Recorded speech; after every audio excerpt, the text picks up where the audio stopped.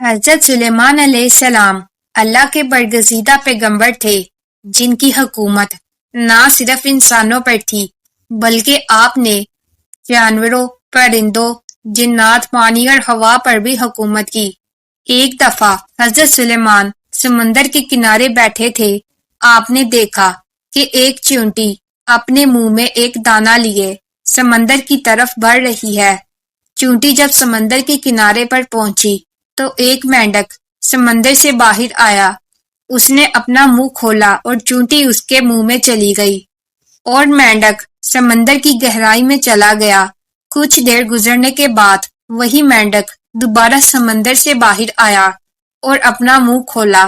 وہی چیونٹی اس مینڈک کے منہ سے باہر نکل آئی، لیکن اب چیونٹی کے منہ میں دانہ نہ تھا۔ حضرت سلیمان علیہ السلام یہ سب دیکھ کر بہت حیران ہوئے۔ آپ نے فوراً اس چیونٹی کو طلب کیا اور پوچھا کہ یہ کیا معاملہ ہے؟ یہ تم کیا کر رہی ہو؟ ابھی تم دانہ لے کر مینڈک کے منہ میں گئی تھی، تم کہاں گئی تھی؟ یہ چیونٹی کہنے لگی، اے پیغمبر خدا، اس سمندر کی گہرائی میں جا کر دور ایک پتھر ہے، یہ پتھر اندر سے خالی ہے، اس پتھر کے اندر ایک کیڑا رہتا ہے۔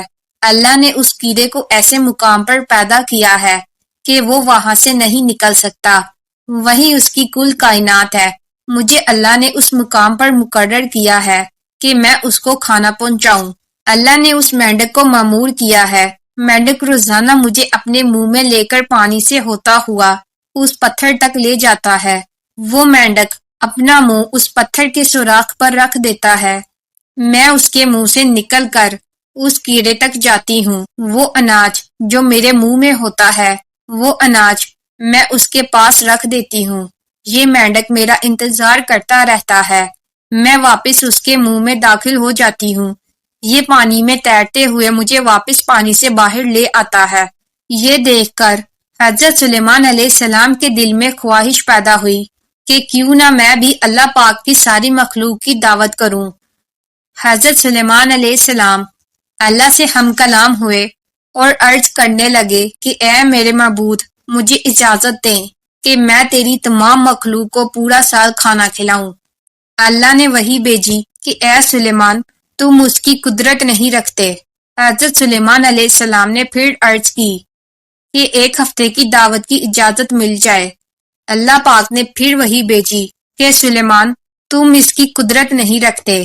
حضرت سلیمان نے تیسری مرتبہ پھر فرمایا، اے میرے پروردگار، مجھے صرف ایک دن کی ہی اجازت دے دیں کہ میں آپ کی تمام مخلوقات کو کھانا کھلا سکوں۔ اللہ تعالیٰ نے تیسری مرتبہ پھر فرمایا، اے سلیمان، تو اس پر بھی قدرت نہیں رکھتا۔ بہرحال اللہ تعالیٰ نے حضرت سلیمان علیہ السلام کو ایک دن کی اجازت دے دی کہ وہ دنیا کی تمام مخلوقات کو کھانا کھلائیں۔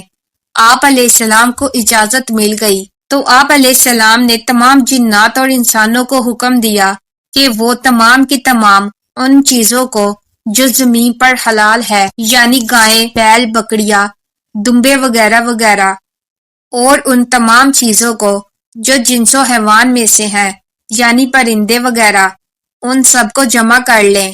جنات اور انسانوں نے مل کر ان تمام چیزوں کو حضرت سلیمان علیہ السلام کے سامنے پیش کر دیا۔ بڑی بڑی دیگیں تیار کی گئی، پھر ان جانوروں کو ذبح کیا گیا اور ان کو پکایا گیا۔ اس کے بعد دسترخواں پر کھانا لگا دیا گیا۔ دسترخواں بھی ایسا کہ اگر ایک طرف سے ایک آدمی گھوڑا دڑائے تو دوسرے کونے تک جانے میں اس کو 2 ماہ لگے، اتنی ہی اس دسترخواں کی چوڑائی بھی تھی۔ جب تمام چیزیں تیار ہو چکی تو اللہ تعالیٰ نے حضرت سلیمان علیہ السلام کے پاس وحی بھیجی اور فرمایا، اے سلیمان، تو مخلوقات میں سے کس سے دعوت شروع کرے گا؟ اب حضرت سلیمان علیہ السلام نے فرمایا، اے میرے پروردگار، میں دریا کے جانوروں سے شروع کروں گا۔ تو اللہ تعالیٰ نے سمندر کی ایک مچھلی کو حکم دیا کہ وہ حضرت سلیمان علیہ السلام کی دعوت کھائیں، کیونکہ آج ان کے لیے حضرت سلیمان علیہ السلام کی طرف سے دعوت ہے۔ مچھلی نے سر اٹھایا اور دسترخواں کی ایک طرف سے کھانا شروع کر دیا۔ وہ کھاتے کھاتے دوسری طرف پہنچ گئی، یہاں تک کہ مچھلی حضرت سلیمان علیہ السلام کا تیار کردہ سارا کھانا کھا گئی۔ مچھلی کہنے لگی کہ میرا پیٹ نہیں بڑھا، مجھے اور کھانا کھلائیں۔ اے سلیمان، آپ خوب جان لیجئے، جو کھانا آپ نے کئی روز سے بنایا تھا، جس کھانے کو آپ کو بنانے میں کئی دن لگ گئے تھے، اتنا کھانا میرا پروردگار مجھے ایک دن میں 3 مرتبہ پہنچاتا ہے، اور آج تک کبھی بھی اس میں کمی نہیں ہوئی۔ اس لیے اے سلیمان، آج میرے کھانے سے رکنے کا سبب تو بنا ہے، کیونکہ رزق تو نے اپنے ذمے لیا تھا اور تو نے میرے کھانے میں کمی کر لی۔ اسی وقت حضرت سلیمان علیہ السلام اللہ تعالیٰ کے سامنے سجدے میں گر پڑے اور کہنے لگے، پاک ہے وہ ذات جو کفالت کرنے والی ہے، مخلوق کی روزی کے ساتھ مخلوق جانتی بھی نہیں کہ کہاں سے آتا ہے۔ دوستو، بے شک ہمارا رازق اور خالق اللہ تعالیٰ کی ہی پاک ذات ہے، اس کے خزانے میں کوئی کمی نہیں ہے۔ وہ الگ بات ہے کہ ہمیں مانگنا نہیں آتا۔